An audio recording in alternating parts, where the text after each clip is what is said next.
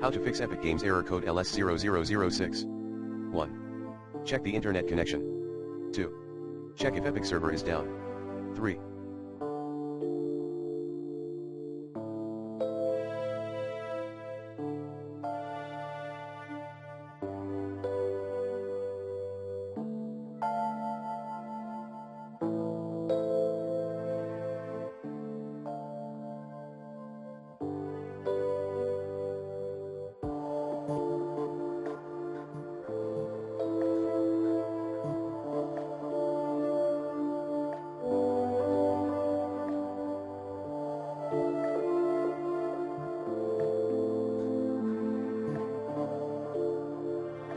Run the Epic Games as an administrator.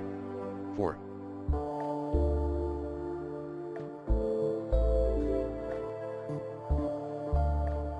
Scan the games file. 5. Reset network profile. Commands include IP protocol configuration /flushins IP protocol configuration /release IP protocol configuration /renew netshare winsock reset netshare int IP reset 6. Uninstall, remove the games files at /program files /epic games / and reinstall the affected game.